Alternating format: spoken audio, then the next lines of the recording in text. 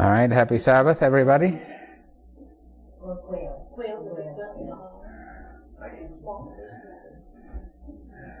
Yeah. Okay, I can see Uncle Pete. Okay, today we're gonna do about salt. All right, because I realize that's a big problem for a lot of people. Hypertension is a big issue. And wherever we go, people will always ask about the most common things that I always get questioned about is, number one, high blood pressure. Number two is hypercholesterolemia. Gout is another one. Sometimes I get asked about cancers and stuff, but hypertension is probably one of the most common question that I have asked. Anyway, we were in Seattle a couple of weeks ago. It was I would say it was very fruitful to be there. A lot of people able to, I think, benefit from the studies that we had with them. You know, and then we did the ones that we did specifically about gout, right? Okay, so we'll do about salt. All right, salt. Okay. Well, let's proof text salt first, right? When was salt first mentioned in the Bible? Obviously in Genesis, but where in Genesis?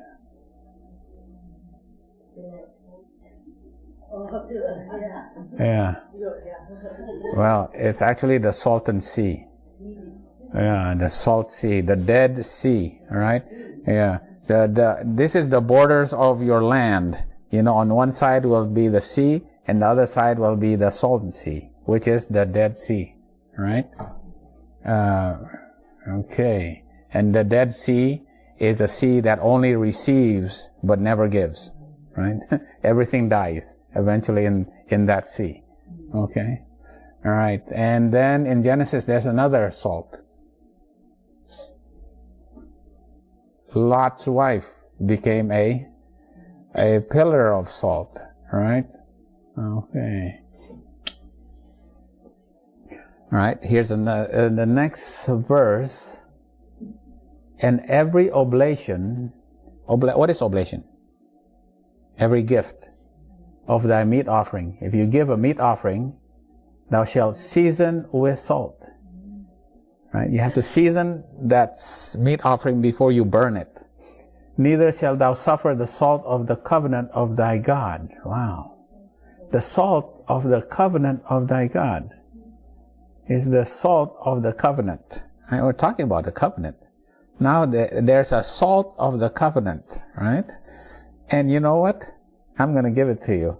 I didn't understand what it actually meant, but in the Sabbath school that we just did, what is the promise of the covenant? It has something to do with the Spirit, all right? The salt of the covenant of thy God. To be lacking from thy meat offering, with all thine offering that thou shalt offer salt, all right? Salt, okay. So now we're trying to figure out, what does this salt mean? Okay, we're still in the Old Testament. Ought ye not to know that the Lord God of Israel gave the kingdom of Israel to David forever, even to him and to his sons by a covenant of salt? Oh! Wow, there you go. It's connected to our study. And we didn't even get that before. Before I did this, I needed Ellen White to actually tell me, what is the salt? What does the salt actually mean in the Bible? We are, right? Salt. And he went forth unto the spring of the waters and cast the salt in there and said, Thus saith the Lord, I have healed these waters. There shall not be from thence any more death or barren land, right? So the barren land and the water is healed by the salt. Just like the when they were in Mara and the water is bitter, it was healed by the tree or a bush, right? The tree. The leaves of the tree, it heals the nations, like it's healing that water. All right? Jeremiah. For he shall be like the heath in the desert, and shall not see when good cometh, but shall inherit the parched places in the wilderness, in a salt land and not inhabited. Oh, but a salted land or a salted sea is parched, is barren. Yeah, there's in that salted sea there's no fish. Remember, you could actually float in that sea, right? You're not going to sink in that sea because that it's so salty and there's no life in that sea. And the salted land also has no life in it, all right? So salt is a good thing, but it also could be a bad thing. All right? Okay, this is what we get from these verses in the Old Testament. All right. I think my next is the New Testament. There you go. This is the famous words of Jesus.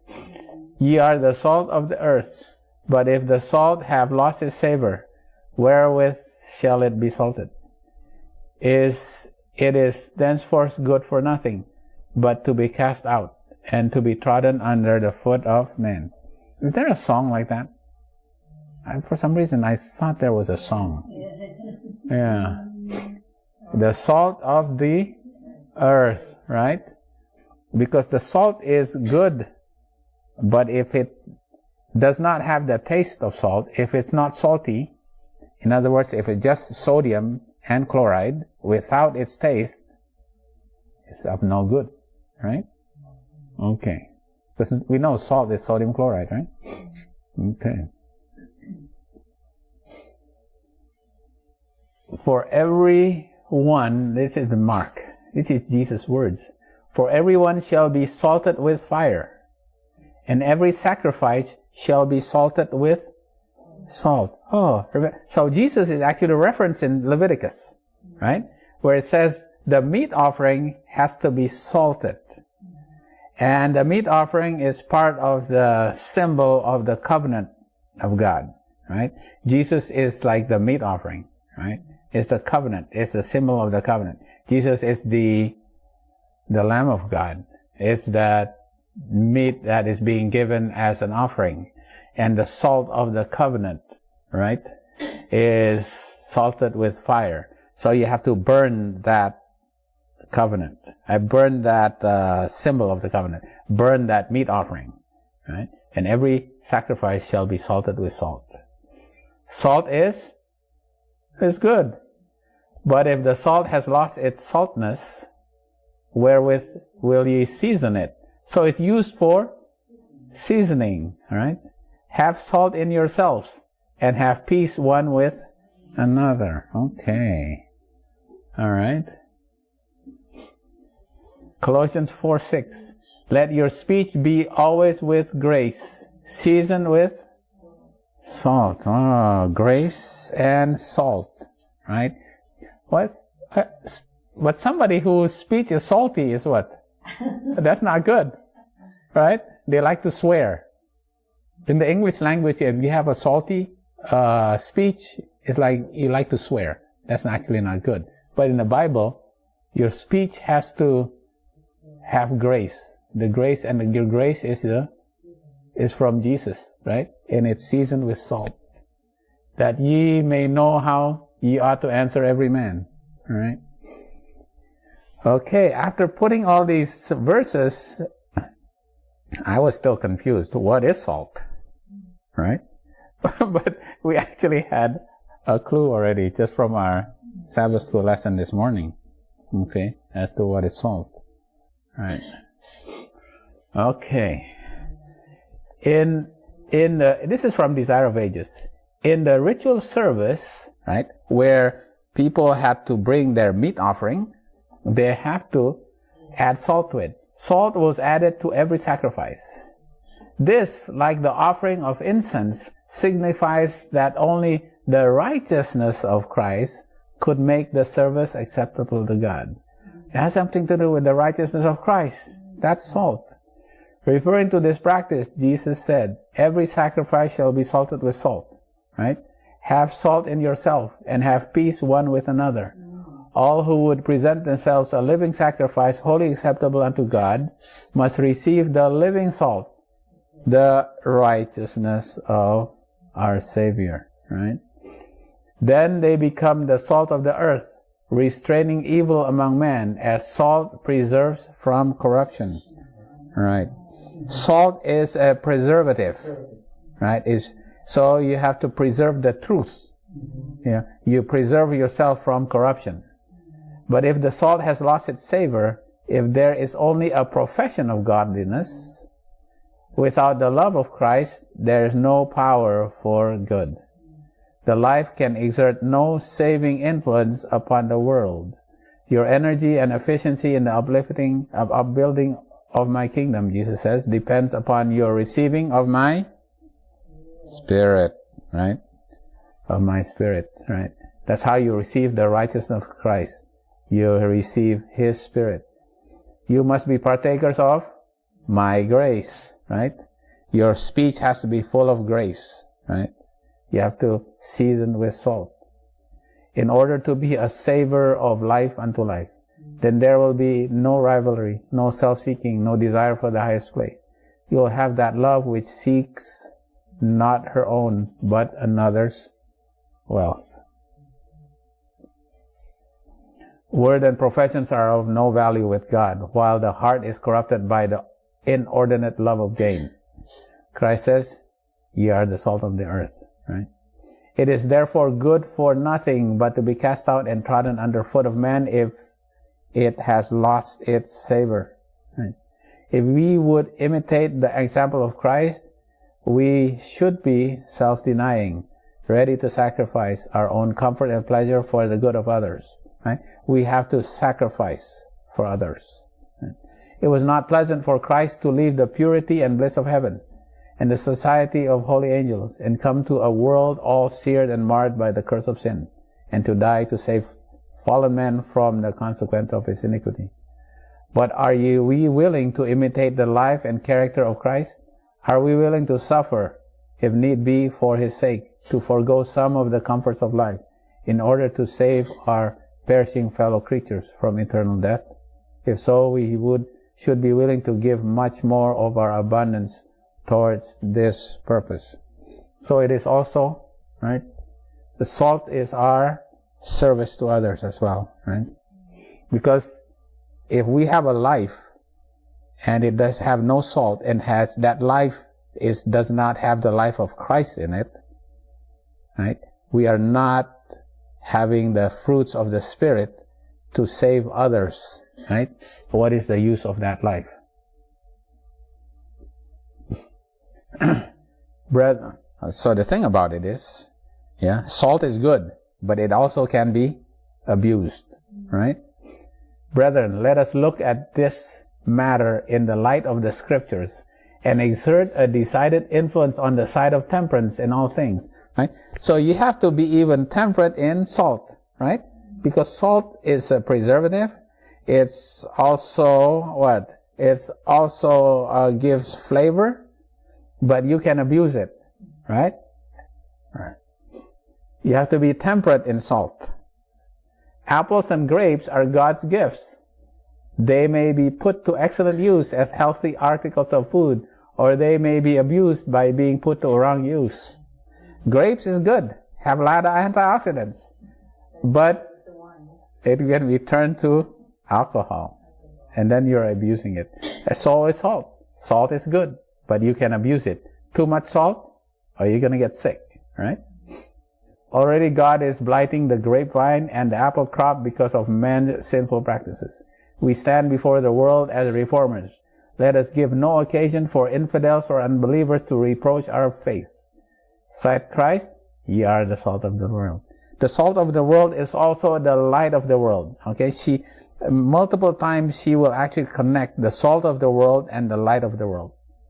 Let us show that our hearts and consciences are under the transforming influence of divine grace, that our lives are governed by the pure principles of the law of God, even though these principles may require the sacrifice of temporal interests. All right? Okay, we may have to actually suffer, right? But we have to be governed by the pure principles of the law of God. Okay, so let's figure out salt, right? All right. Salt has been in use since pretty much the beginning of time, right? Salt, Diet, and Health. This is an old book. I actually had to, I had to take a picture of this because I couldn't copy the words, right? And it says that essentially, before the Greek language and the Sanskrit language, the ancient languages had no word for salt. There's no word for salt because they didn't use. They were they were nomads, and all they did was hunt and gather, right? They hunt their food, and they gathered. There's no need for preservation.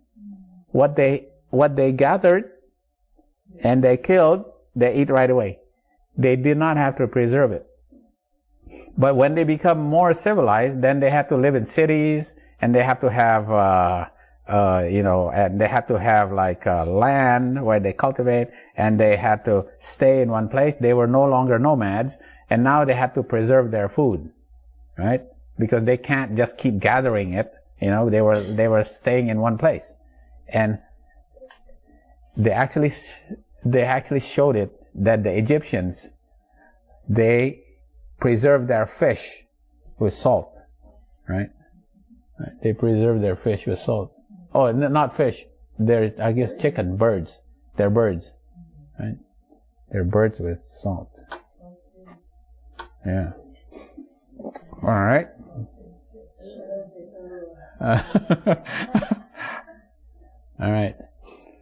All right. They said that our consumption is salt is 10 to 20 times greater than 5,000 years ago, when people were really hunters and gatherers, right? It comes mainly from processed food, because now we process food so that we can preserve it, and we can put it in a pantry and that kind of thing, right? As the human body become geared to conserve salt, it found it difficult to dispose of a relatively sudden increase in salt intake in evolution. So gradually, salt, the acquire of your acquired taste of salt, increased, and pretty soon you can't give up salt, right? Those who had the greatest difficulty in getting rid of excess salt had the greatest rise in blood pressure. However, damages of the arteries and is the major cause of strokes and heart attacks, the commonest cause of death throughout the world, right? Because they saw that the nomadic tribes in Siberia and northern Russia actually did not like salt. Even though they had salt everywhere, they did not like salt. So their rates of hypertension is low, right? They're also the ancient people who lived in Finland. All they ate was fish, and they drank milk. They did not use salt, right? And there's the Syriano-Indian tribes of Bolivia. They had no use of salt. And then, so the Spaniards, when they came, they started introducing salt. And they liked the salt. Well, they slowly, gradually introduced salt. Pretty soon, they cannot live without salt. And so they had to trade for salt. And that's one of the ways they maintained their relationship with the Spaniards, because the Spaniards gave them the salt. They had to depend on the salt, right? Yeah. And they did the experiment also with chimpanzees, right? Chimpanzees don't eat salt, right? So what they did was gradually they introduced giving salted crackers, biscuits, to the chimpanzees. They increased the salt intake, right? And pretty soon the chimpanzees loved eating the salted biscuits. So now they stopped that biscuit and gave them low salt biscuits. The chimpanzees didn't even want to eat anymore. They they became addicted to salt. They became addicted. Because they would even starve. They rather starve than not eat salted biscuits. It's pretty amazing. And then these days, people find out there's three elements that are very addicting in food. It's called the SOS. Salt, oil, and sugar. Very addicting. Salt, oil, and sugar. Mm-hmm. Okay. All right. This is 2600 BCE. The Chinese Yellow Emperor's Classic of Internal Medicine by, whatever his name is. If too much salt is used in blood, the pulse hardens. You can feel the pulse now. Your blood pressure rises, right? It is actually known, 2,600 years BCE. Yeah. Right? Yeah, so how did they check? They checked the pulse. It's a man in England by the name of William Hales. He actually checked the pulse of this horse.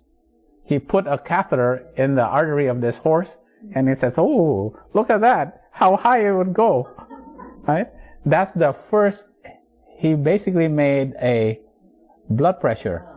He measured the blood pressure of a horse. And he's the one that first invented the manometer, right? Which is our blood pressure cuff, right? He's the first one. In around in 1733, right? He actually invented it, right? William Hales in England, right? But blood pressure was not really, people didn't regard blood pressure too much. They didn't think of it too much. Until a certain president, Franklin Delano Roosevelt, FDR, during the World War, he went to the Yalta Conference, right? He met with the Allies over there, and he was starting to get sick. He had already a little difficulty in breathing. He had a little congestive heart failure, right? And his blood pressure at the Yalta Conference in 1945 was 260 over 150.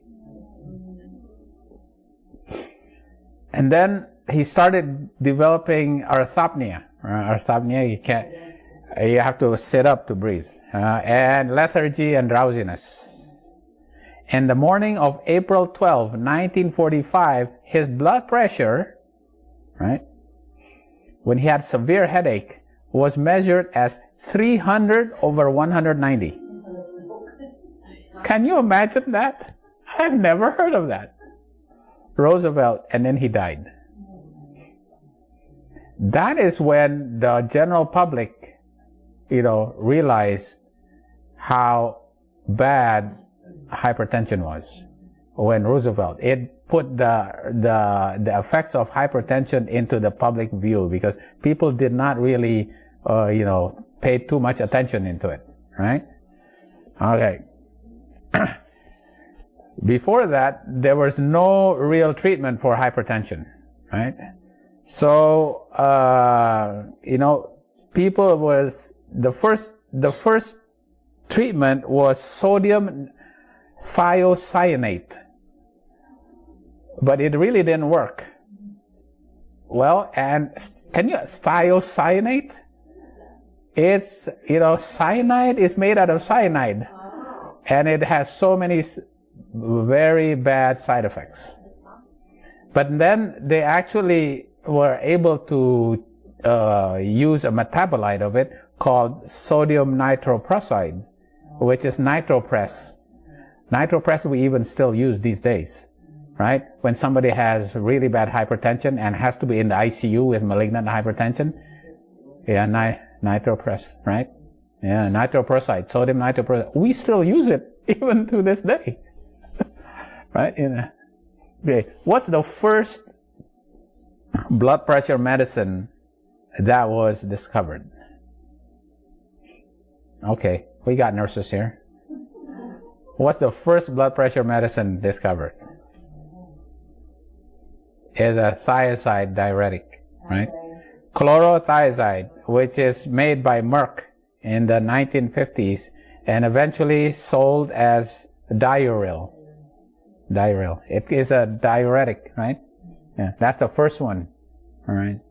But it's in the 1950s, right? Before that, how do you treat hypertension? You really couldn't treat. When you had hypertension, you're pretty much doomed to die, right? With a stroke, heart attack, renal failure, right? You're pretty much doomed. Pretty amazing. It was only in the 1950s that they figured out okay. The sodium thiocyanate was what they used, and eventually they found chlorothiazide, the first one in 1958. Okay? The thing about it is there's so many studies going back so many years showing that high sodium leads to high blood pressure, right? But a lot of people don't want to believe it. They said high blood pressure had nothing to do with sodium. Oh, it's your stress. All kinds of things. But they don't want to blame it on sodium, right? But there's so many studies already. Okay? All right, let's see this one. This is a double-blinded study from, I think, 1982, right? All the way back. Okay, they already know it. This is the baseline. If you take a normal diet right here, your blood pressure is like 150 something over 97, right? And this is how much sodium is in your urine, right? So now the sodium restrict you, and then they give you a placebo, and then they start giving you sodium without you knowing it, right? Either first they restrict your sodium in this portion right here, then they give you a placebo, right? And then they give you sodium, right? Without you knowing, right? So what happened? All right, let's see. Let's see if I got this right. Okay. All right. So when they restrict your sodium, what happens? Your blood pressure goes down. Look at it. Wow. It goes, that's nice. And it goes down to 142 over, still 92. Okay. And your sodium that is excreted in your urine is also reduced, right? Yeah. Okay. Because eventually your blood pressure rises. Essentially, you think of it as your body trying to push out that sodium through your kidneys, right? So what if they give a placebo? What would you think happens with sodium? No, this is a placebo, right? You are still sodium restricted, but you're given a placebo. What happens? It remains flat. It's pretty much flat, right? It's flat. And your sodium in your urine, flat. Because you're not given sodium. You're given a placebo. You're given a chalk. Yeah, all right. But what happens when you start giving back sodium? Starts going back up again. This is double-blinded, right? Right. Sodium does cause, your urine to be excreted. Now you're excreting that sodium, right? And your blood pressure goes up. You're trying to get rid of that sodium, excreting out in your kidneys here. There's more of it being excreted, and then your blood pressure goes back up. When you take away sodium, blood pressure goes down. You put back sodium, blood pressure goes back up again, right? Yeah.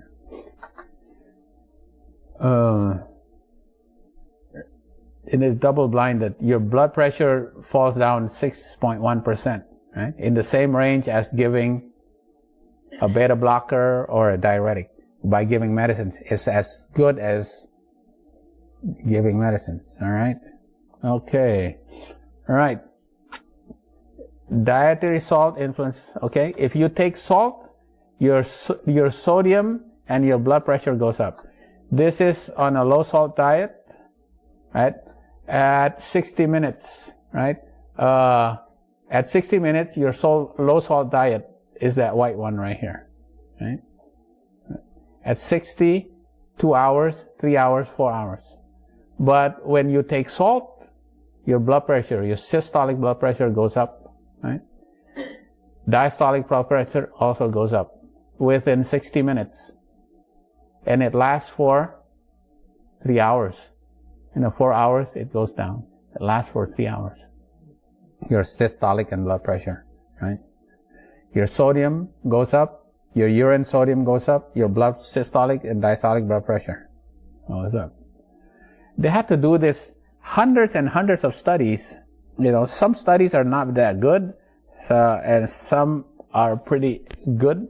It shows the correlation between sodium intake and your systolic and diastolic blood pressure. All right. Okay, let's see more. All right. Okay, so what does this mean? All right. The disease burden, right? Now, so this is in Lancet in 2012. What are the risk factors? What are the biggest risk factors in your diet that will cause mortality and morbidity?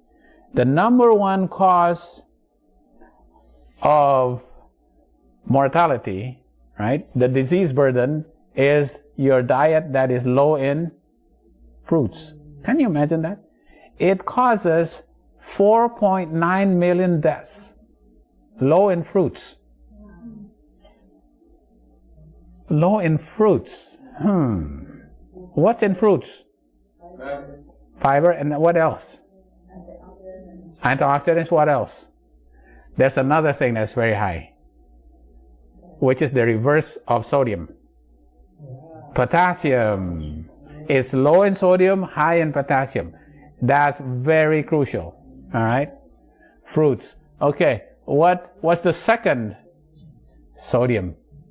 High sodium. It causes 4 million deaths a year. All right? The combined effects of physiological risk factors are probably large. With high blood pressure is the leading single risk factor globally, accounting for hypertension kills 9.4 million people a year.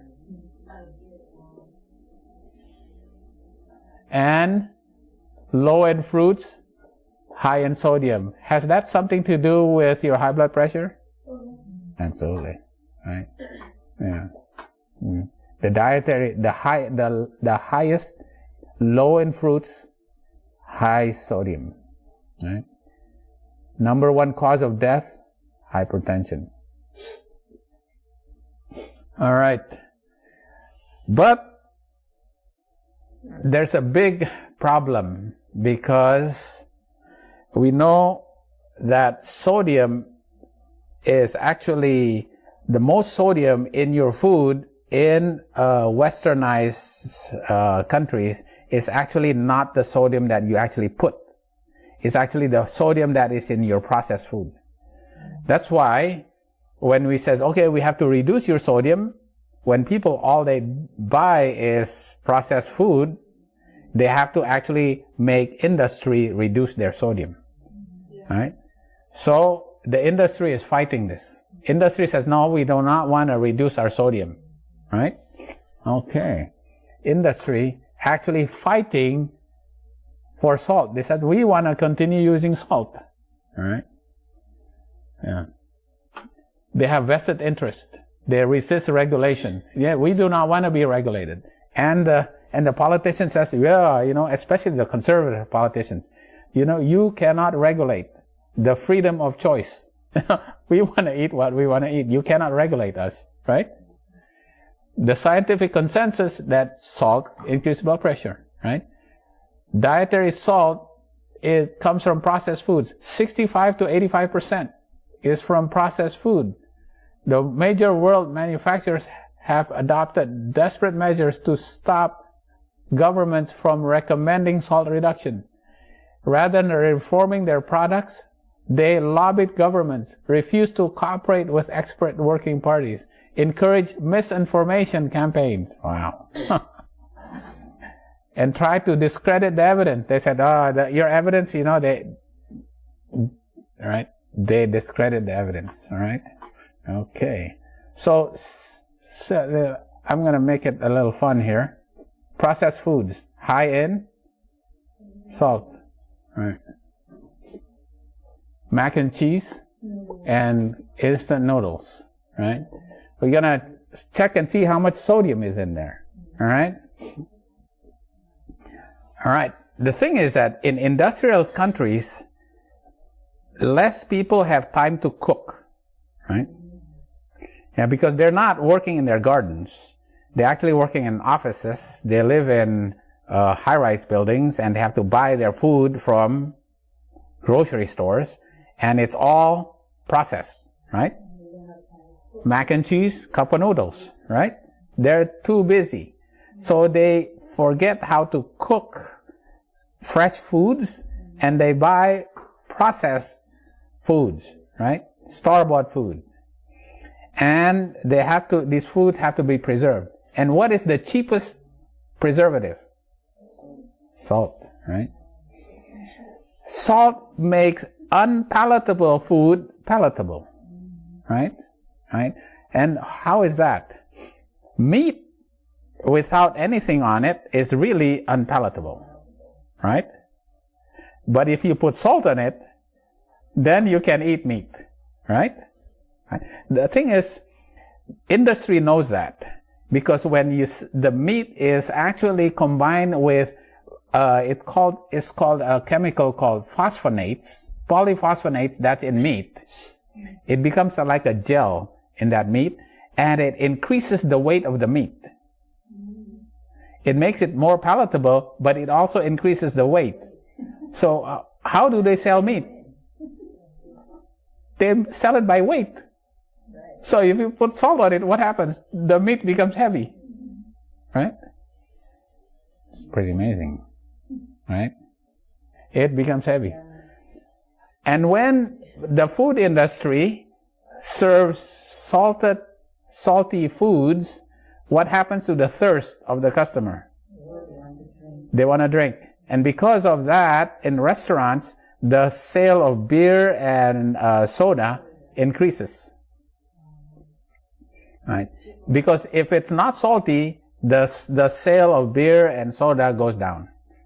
So they want to sell salty food, which is cheap, and then people will buy more drinks. Right?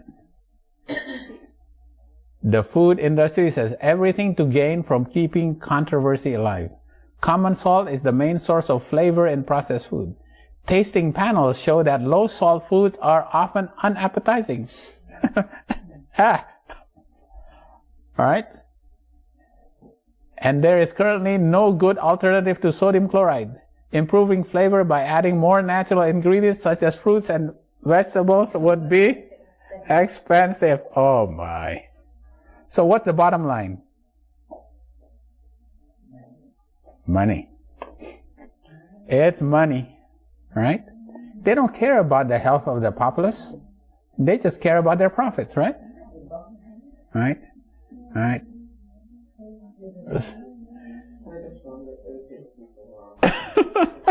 When you look at fruits and vegetables, you can go and they're going all around you. And you check them and you when we were growing up, there were like so many different kinds of fruits and vegetables. Yeah. So it's just selling the people alive. That's it. That's right. For profit. It's for profit. But the thing is, you don't realize the whole thing is profit-based driven. Right? Okay, sodium chloride. Right? Sodium chloride. What's the average intake of sodium chloride in an average American? 3,500 milligrams.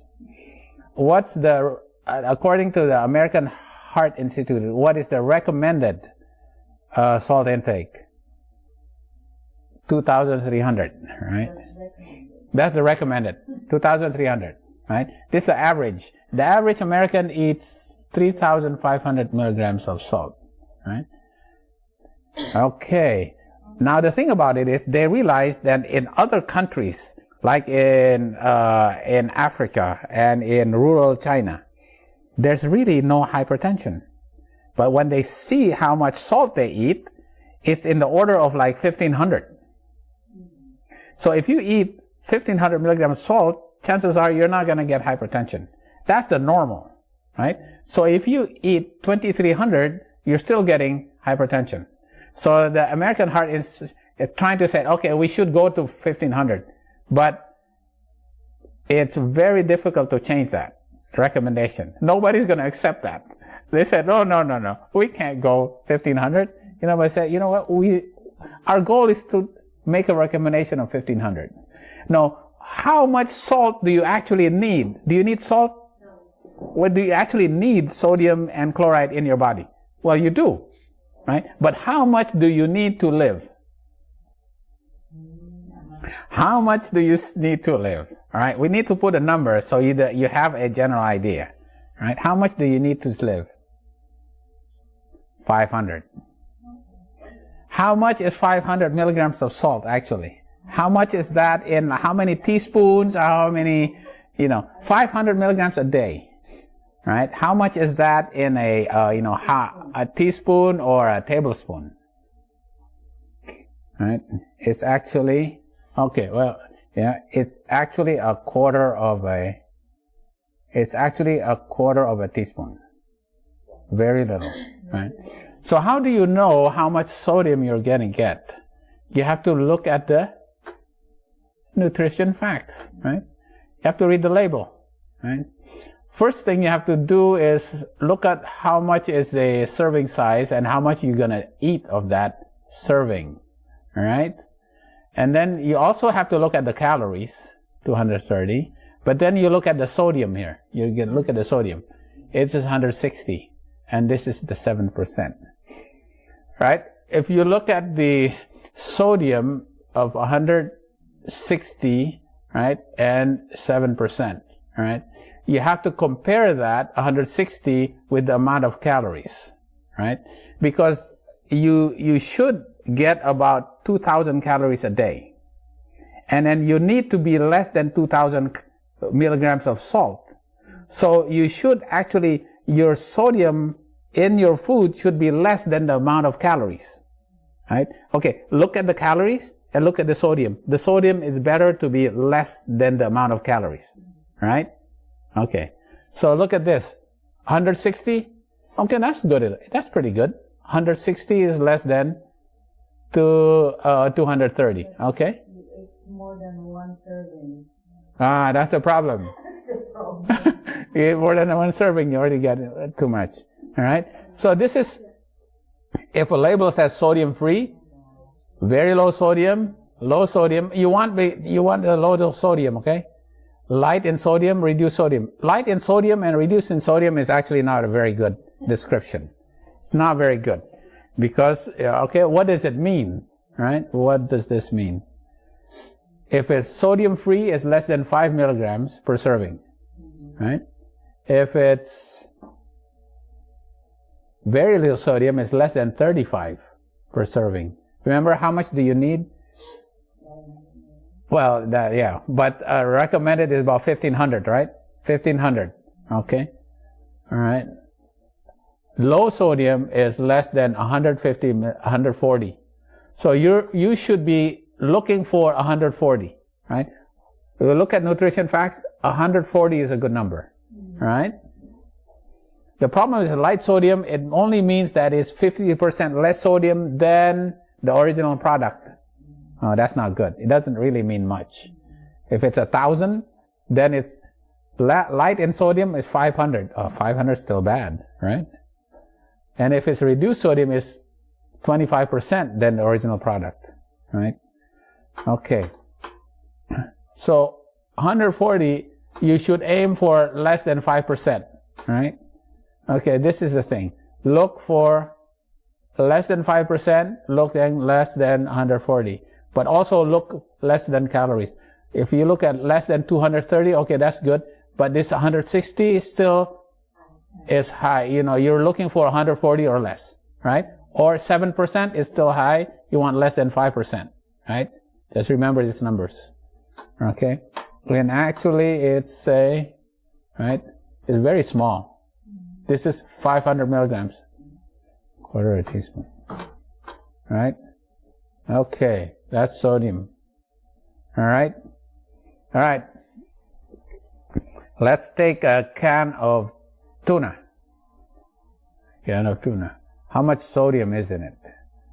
All right. Okay. Oh, 180. And it's 50 calories. So right there, 180 is bigger than 50. Okay, that's not good. 56. When will we ever find Right? less in the process? Yeah. All right. Let's can of tuna. 180. But 180. You're looking at 140. Okay. 140 is good. All right. Let's look at Doritos. What do you think? Doritos higher or lower? Doritos higher or lower? 210. 140 calories. Right? Is 28 grams. All right.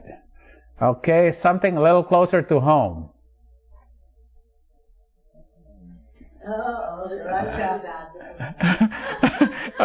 What do you think? I think it's 200 something. Oh, it's not that. 80. 80. Really? Yeah. Oh, it's 5 calories. Yeah, it's very low calorie. Oh, it's still very. So compared to the calories, okay, it's still high compared to the calories, but total 80 is actually not bad. All right. Okay, something even closer to home. Oh no, this is ABC. This is Indonesian. This is really good. This is Indonesian. ABC ketchup. All right. 100. It's called ketchup. Yeah, soy sauce. Yeah. Ketchup manis. Oh, okay. This is It's sweet soy sauce. That's sweet soy sauce. Indonesian. We cannot live without this. We need it up. 170. Oh, 300. That's so bad. 350. That's so bad. I need to look at the label. Me too. All right. Okay. Something. Oh, you know what about this? Here, this one. What about instant noodles? Maruchan instant noodles. Okay. What do you think? Is it bad? It's a lot. How much? 200. You say 200? No, let's just go home. 350. 350? What about? Faye, how much do you say? 150. 150? Less than. You're so generous. Oh. What about Jack? Jack, how do you think? 350. 500. 400, you know. Yeah? 500. Well, Ms. Rodi, how much do you think?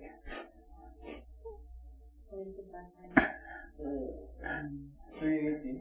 380? 290. Oh my goodness. What's That's really. That's just salt.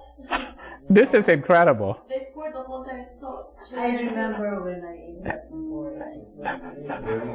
It's We really also so. college student eat all the time. I know. I was in Michigan. I think I remember a long time ago. Me too. That's What too was salty. it? Why would they keep on giving him all those things and he just knock him out? Man. So you read the nutrition facts, okay? That is wild. It's wild. Well, the simple solution to that is use natural food, Yeah.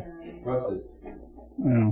So the thing about it is, all of this is in a plastic or a box or a can. Styrofoam. Anything that is a plastic or a box or a can, be careful, all right? Because it's processed. Okay, here's another thing. Something that's sometimes what about a bagel? Okay, how much is in a bagel?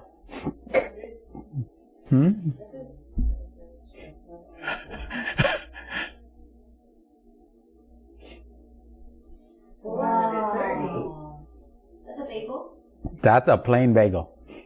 Wow. That's why you don't like And taste this salt? you go to when they're having these lunch and learns or even their They give you- breakfast. they always when give they you a see there, bagel. there's bagels and those creams. Oh, cream cheese? Oh my. That's what they serve. That's what they give. Yes. They always get that for the Nowadays now, Einstein bagel. they make the comments and Einstein bagels, yeah. I see nothing else in here I can eat. That's my comments. So now I'm seeing some fruit bowls coming. All right. Yeah. They give that. Wow. Be careful, make sure you read the nutrition facts, all right? Yeah. And anything that comes in a plastic, a box, or a can, or a bottle, it's preserved. And the most common cheap preserve is sodium chloride, right? All right. Okay. That's my emergency. Okay. What about here's the unprocessed natural. What about broccoli? Is there sodium in broccoli? Probably.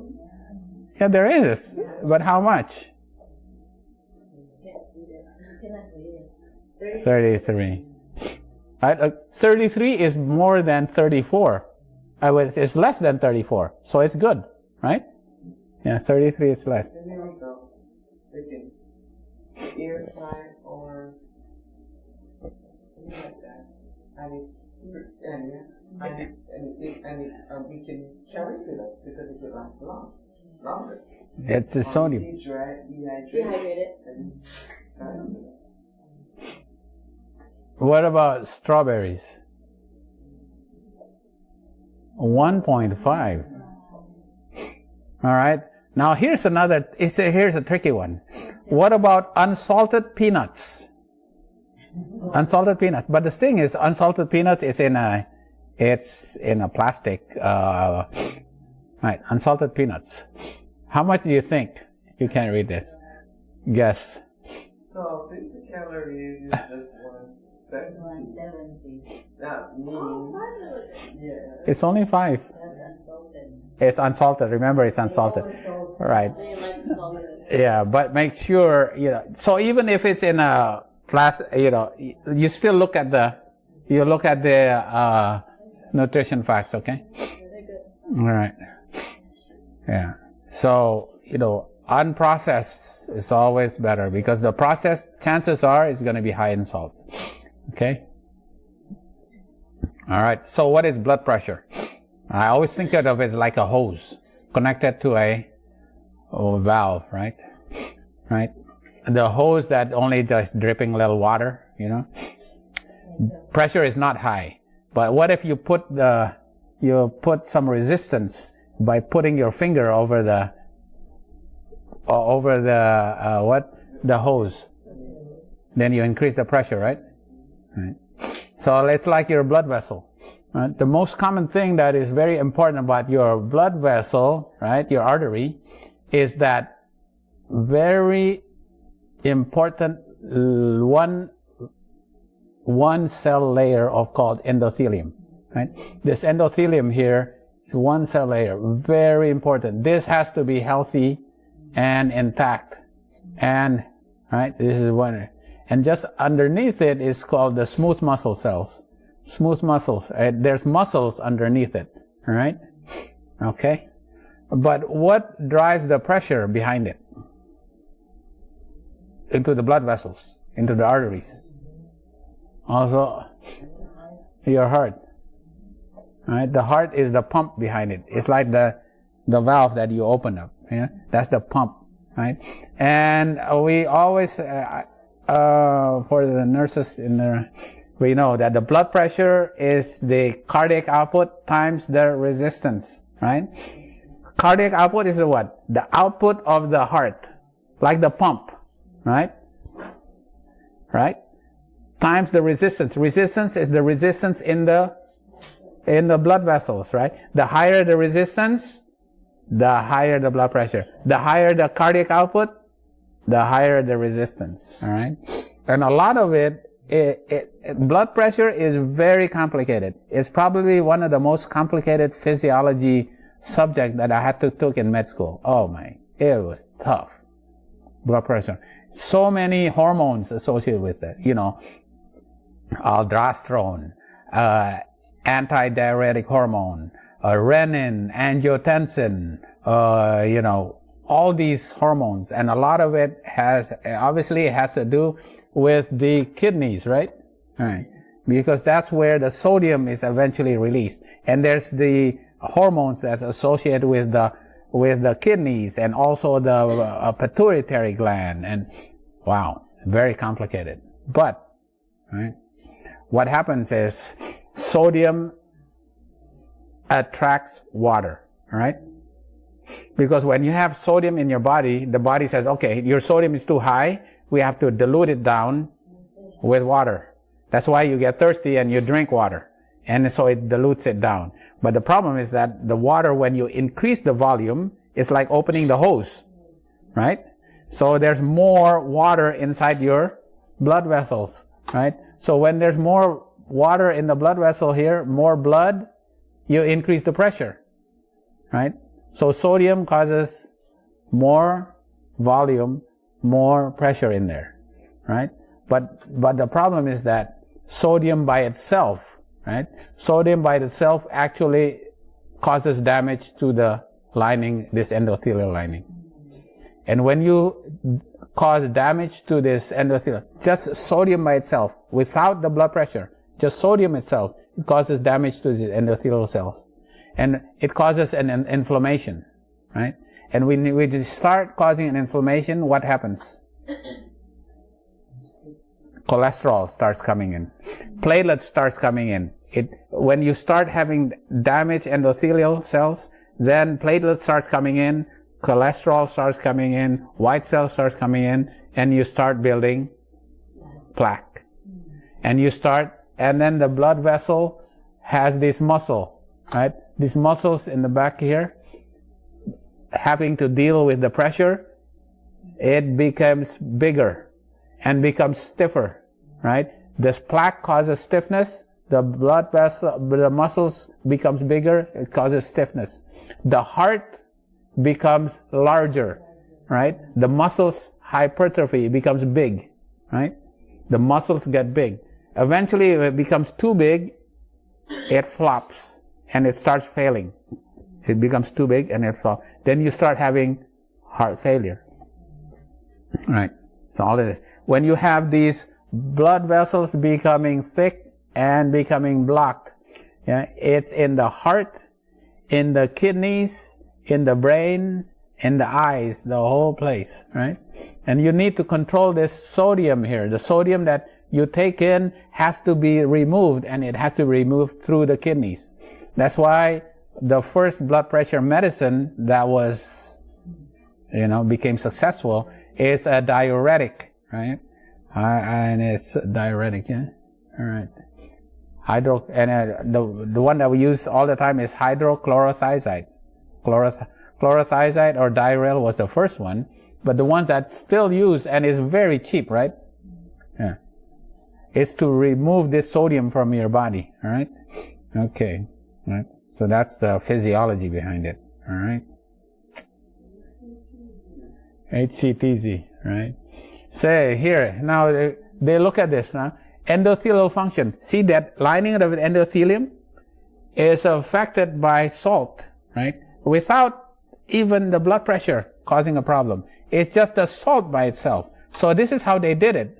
It's amazing how they actually did the science, right? They looked at when you give a low salt diet, right? When you give a low salt diet, what happens to the flow of blood?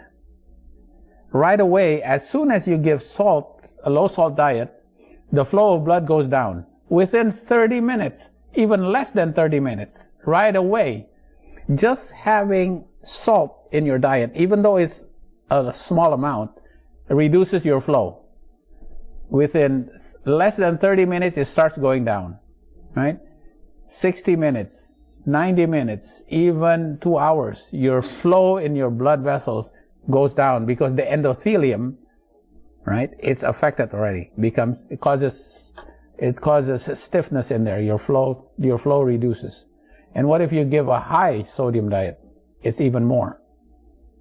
The more the salt, the lower the flow, because there's more resistance It increases the resistance. And then what happens to your blood pressure? Blood pressure goes up, right? Here's your systolic, goes up. But look at, the systolic actually goes up not right away, but later. So it actually, sodium by itself causes damage already to your lining of your blood vessels. And then it causes your blood pressure to rise up, right? See, the blood pressure goes up 60 minutes later, but the vessel is already affected even less than half an hour. The diastolic blood pressure goes up an hour later, right? This is the mean arterial pressure, right? This is with a high sodium diet. And everything goes up. Oh, I got it reversed, all right? All right. But the point is that the blood pressure goes up afterwards, yeah? Right away, sodium right away, within 30 minutes, affects your blood flow in your arteries by itself. All right? FMD is flow-mediated dilatation, right? It is already affected just by a high sodium diet.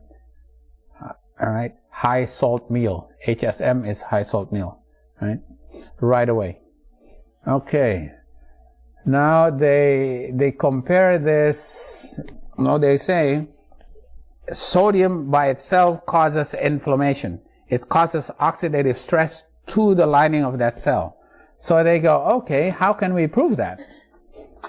Right? This is, how can we prove that? That they said, why don't we give salt and then we also give vitamin C? So they injected vitamin C right into the tissues. Vitamin C is an antioxidant, right? Vitamin C. So they go, okay, here we go. Let's give a low salt. This is a low salt. This is low salt and this is high salt, yeah, at baseline, right? And this is without giving ascorbic acid, which has vitamin C, right? This is just giving Ringer's solution, just a Ringer's solution without ascorbic acid, right? This is baseline. Now they give a low sodium diet, right? Low sodium diet, right away your vascular flow, right? And sorry, this is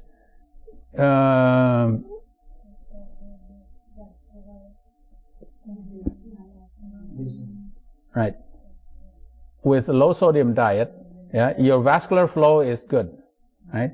But when you give a high sodium diet, your vascular flow is reduced, right? It's reduced compared to, yeah, it's reduced. But if you give ascorbic acid, vitamin C, to those who with a high sodium diet, your vascular flow increases. That means the antioxidant actually neutralizes the oxidative stress that is caused by sodium. Sodium by itself is actually an oxidative stress to your blood vessel. Hypertension is actually an inflammation of your blood vessels, right? You need antioxidants, right? That's why fruits and vegetables is actually needed, right? Because it has all these antioxidants, right? And does meat have antioxidants in it? Really doesn't, right? Fruits and vegetables. And they actually proven that hypertension, the vascular system is inflamed with sodium, right? Okay. There's sodium sodium actually reduces nitric oxide release. Endothelium has a compound called nitrous oxide. Nitrous oxide makes the blood vessel compliant. It doesn't make it stiff, right? Nitrous oxide is the chemical compound that is made by endothelial cells. And sodium reduces nitric oxide, right? That's why eating beets, which is high in nitrates, right, increases your blood flow. All right, and we know a lot of, and nitrous oxide is NO, nitrous oxide. And this same group actually did potassium. Sorry, air potassium. Right? Potassium increases your nitrous oxide. And foods that are high in potassium is, well, obviously plant foods. Right, yeah. Plant foods are high, right? So sodium reduces your nitrous oxide, potassium increases your nitrous oxide, right? And sodium, and this is why exercise also increases your blood flow. Because when you exercise, potassium is released from your cells, right? Yeah. That's one of the reasons why exercise is good, right? Okay. All right, so what's the complication of high blood pressure in the eye? Your eye, that damages the back of your eye. You can actually see the back of the eye, right? It causes damage of your eye, right? It causes damage in your brain, obviously, all right? The blood vessels in your brain gets damaged, all right? The heart, well, obviously the heart, but the kidneys, right? And the number one cause of kidney failure in America is high blood pressure, right? Kidney failure, right? Okay.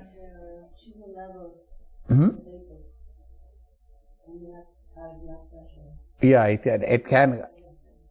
Yeah, it causes inflammation. It causes inflammation everywhere. It causes inflammation in the endocrine system, in the vascular system, in the cardiovascular, and eyes. So it affects so much of your body. Now, in the old days, before Franklin Delano Roosevelt, in the time of Franklin Delano Roosevelt, there was really no treatment for hypertension, right? Until this doctor, right? There's this doctor. His name is Walter Kempner. He was born in 1903 in Germany. He's a Jew.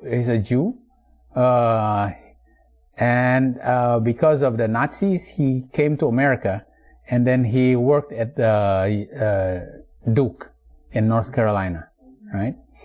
And he wanted to help people with high blood pressure. And the people that came in they're starting to go blind. They already have congestive heart failure. They also already started having kidney failure. Their legs were swollen, right? Because their kidneys were losing a lot of protein. When you lose protein, you lose the oncotic pressure in your blood vessels, right? So you start accumulating fluid, right? They get fluid overloaded. They can't breathe. Their legs are swollen. They're already obese, right? They come to Walter Kempner. So he recruited a lot of people with severe hypertension. And he designed a diet. And his diet is very revolutionary for that day. He basically fed them white rice and fruits. So his diet is called the rice diet. Walter Kempner and the rice diet. Yeah, Walter Kempner. In the old days, the only way they think they can treat is by giving phenobarbital, digitoxin, ammonium chloride, mercurials, aminophylline, nitroglycerin, things like that. Those were the medicines they gave, and it didn't really work, right? And then he says, okay, let's change. Now, he is actually very revolutionary because he realized that hypertension is a disease of lifestyle and it's from the diet. So he actually wanted to change the treatment of hypertension based on lifestyle changes and a change of diet, right? Yeah. The thing about it is, the scientists didn't actually like this idea, because they said, well, where's your double-blind study? So, where's a double-blind study, salt diet versus, how can you design a double-blind study with that kind of, it's very difficult. So his argument was that, okay, can you have a double-blind study of the effectiveness of parachutes in jumping off a plane? Let's do a double-blind study of that. Can you do a double-blind study of the effectiveness of using a parachute and jumping off an airplane? Can actually do that? Is that ethical? Wait a minute, this is unethical. These people are going to die unless you do something, right? So then he based it on the things that actually work, right? How it actually has worked. So you cannot have, in certain cases, you can't have double-blind studies, right? So then he started giving these people certain diets. And this diet is based on using white rice, right? Yeah. Okay. Right? The problem with renal failure is the resultant metabolic dysfunction. The kidneys excrete waste products, amino acids, keto acids, metabolites, hydrogen ions, the salt that is eaten, right? And all these things are the result of what the people are eating. Theoretically, it's about their diet. Theoretically, we should be able to make them better by reducing the amount of work the kidneys have to do. We have to give the kidneys a rest. We cannot have them work too hard. Okay? Rest the kidneys and let the kidneys heal. Right? Namely, we could radically alter the patient's diet and thereby save lives. This is what he's teaching the medical students. And the medical students challenged the Herr professor, right? Because he had a very thick German accent, right? And he was very German. He was very strict, right? It sounds cool, but prove it. And so he did. So he recruited a lot of people, right? He recruited 192 people. 25 of the 192 died, right? Of the remaining 167, 60 did not substantially improve their blood pressure. However, 107 showed significant improvement. Their blood pressure went down from 200 over 112 down to 150 over 96, right, with the diet. Their heart size decreased in 66 out of 72. Cholesterol reduced in 73 out of 82. Retinopathy was reduced or disappeared completely in 21 out of 33. Now, they said here, you have to keep it in context because in those days, malignant hypertension, meant that you're going to die in 6 months. And a lot of these people were actually reversed their disease, right? Although some died, right? They gave a rice diet, gave white rice. Okay, so this is what they did, right? This is the ordinary American diet. It had 100 grams of fat, 100 grams of protein, 300 grams of carbohydrate. How much sodium chloride? 4 grams of sodium, right? This is the usual diet, right? Now they gave white rice, fruit, and sugar. Still 2,400 calories. Look at, it's all carbohydrates. Very small amount of protein, very low fat. Only 5 grams of fat compared to 100. 25 grams of protein and all carbohydrate. This is all carbs, right? Compare that to what people want to have. What kind of diets are people having now? Low carb, high fat diet. High protein, high fat. His is completely the opposite. Very high carbohydrate, all carbs, right? And this is the diet that he has, okay? White rice, right? White rice. Now, why white rice? He chose white rice. Well, it's actually easy to get and it's cheap. The other thing is white rice has actually no sodium, really. You're right. But it also removes the husk and the germ, which has fat and protein, right? So white rice is completely starch. It's all carbs, right? No fat and no protein, right? And then you add fruits, right? And then they can have fruits, right? And then this is very unusual, but he actually, to make it palatable, that rice palatable, you can add some sugar. White sugar is okay, right? White sugar is okay, right? And then, what about avocados, nuts, and dates? What would you think he would say about avocado, nuts, and dates? What would you say?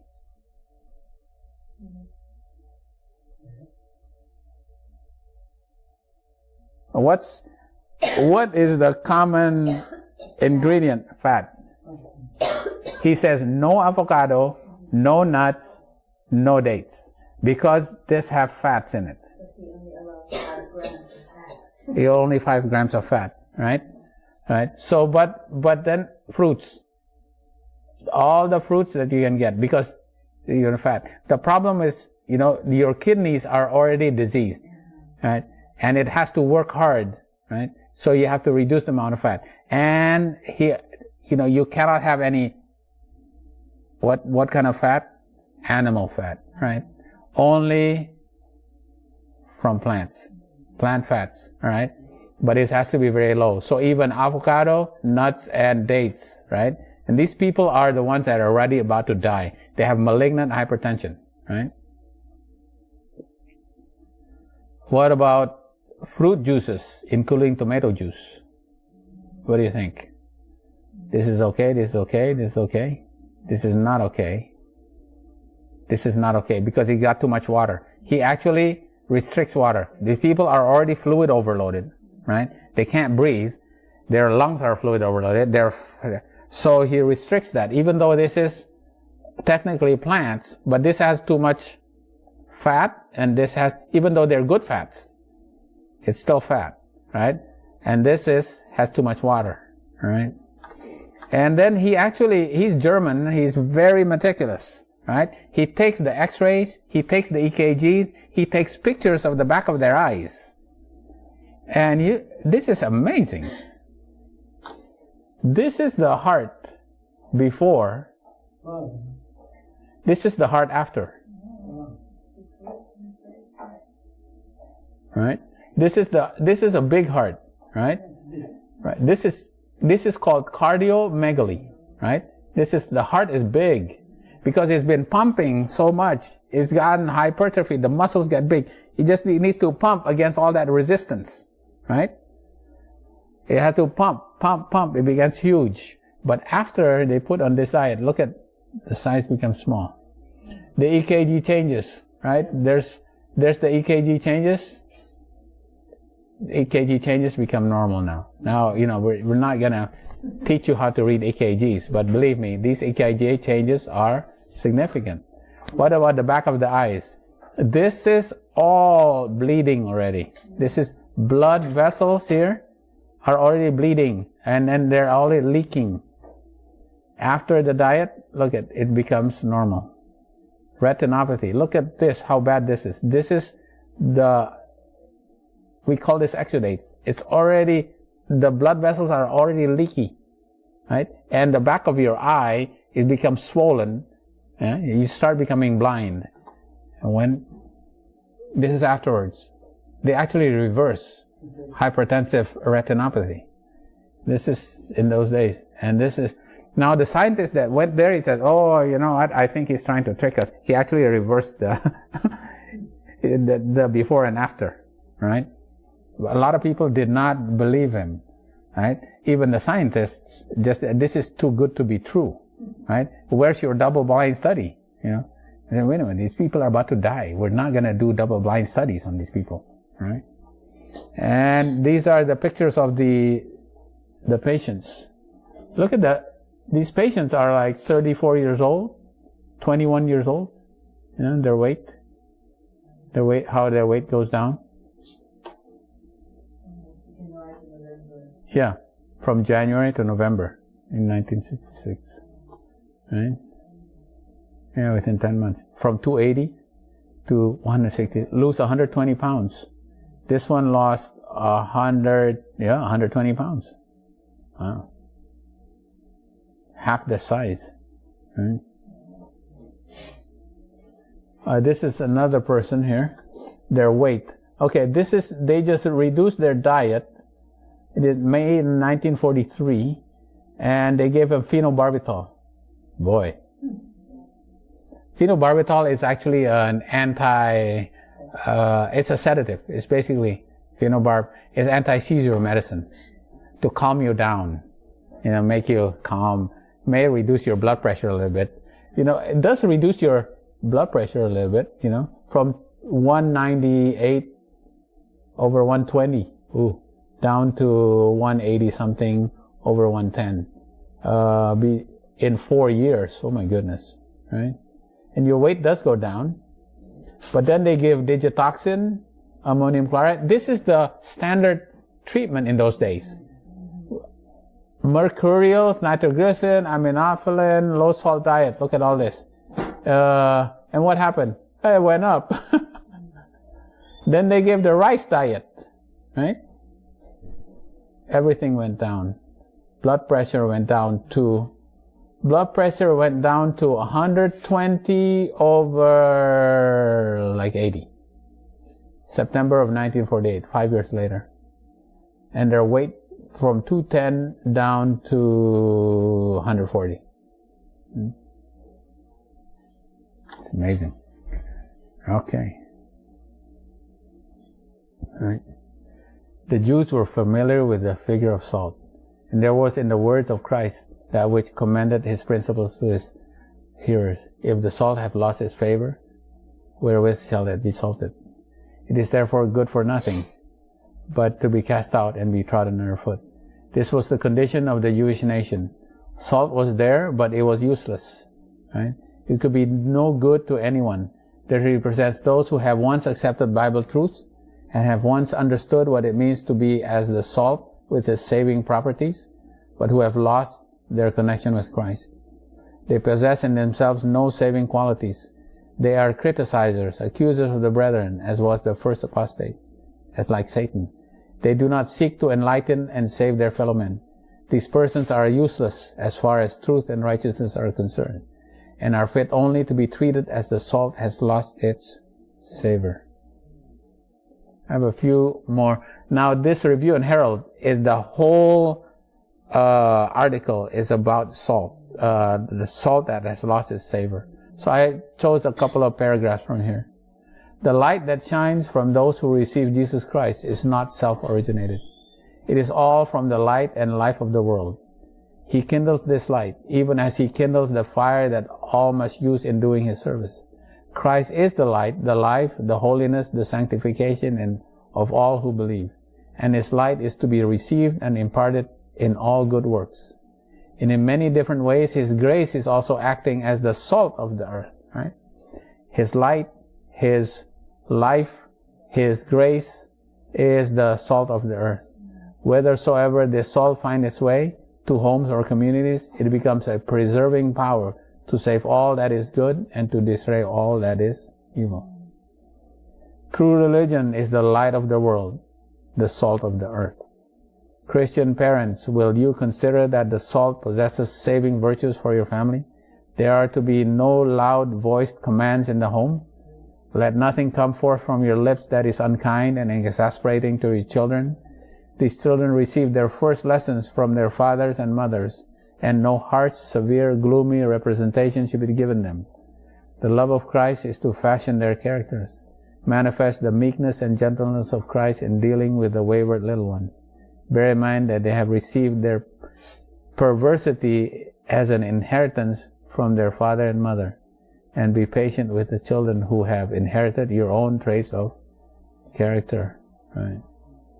Because you have to show your true religion in your family, which is the salt of the earth. All right, one more slide. Salt must be mingled with the substance to which it is added. It must penetrate, infuse it, that it may be preserved. So it is through personal contact and association that men are reached by the saving power of the gospel. They are not saved as masses, but as individuals. Personal influence is a power. It is to work with the influence of Christ. The influence of Christ is that salt, right? To lift where Christ lives, to impart correct principles, to stay the progress of the world's corruption. It is to diffuse that grace which Christ alone can impart, is to uplift, to sweeten the lives and characters of others by the power of pure example, united with earnest faith and love. Everyone has talents of value to be used in winning souls to Christ. So that salt is of no good. Your life is no good. It's of no value if the life of Jesus is not in it. So that you can have the fruits of the Spirit. And with that fruit of the Spirit, you will be able to win souls. You'll be able to witness to other people, right? But many who claim to be disciples of Christ have no real connection with God. They do not go forth in service. They possess no Christ-like attributes. The salt has lost its savor. Men who have never experienced the tender, winning love of Christ in the soul cannot lead others to the foundation of life. But if the love of Christ is abiding in the heart, right, it will prove a powerful working agency. That is the salt, right? The love of Christ in you, right? The Spirit of Christ, the influence of Christ, the life of Christ. But if the love of Christ is abiding in the heart, it will prove a powerful working agency. It will be revealed in the conversation, in the tender, pitiful spirit, in the efforts made to uplift the souls with whom we are brought in contact. So salt is good. It's a preserving power. It has savor. It makes the unpalatable palatable, right? But if it's abused, right, it can also cause a problem and disease. So hopefully we learned something from our study of salt, and it's in the Bible that the salt is the life of Christ that is in us through His promise of the Spirit that He can give to us. That is the covenant that He has promised even from the beginning of from eternity past, in the covenant He made with God to save us, right? So Psalm 34 verse 8 says, "Oh, taste and see that the Lord is good. Mm-hmm. Blessed is the man that trusteth in Him." Mm-hmm. The taste is good, right? Because we have to taste. You have to actually experience Jesus, right? And when you experience Jesus, you actually will witness Jesus, right? The life has to be in you, and you witness to others, so you become a saving. You preserve the truth in you, and you actually become a savor to other people, right? Because otherwise, if you do not have that taste of Jesus in you, right? The life of Jesus is not in you, then the salt has no savor. It's no longer of use. It's no good, and it's to be trodden underfoot. All right. And that is a more sure word of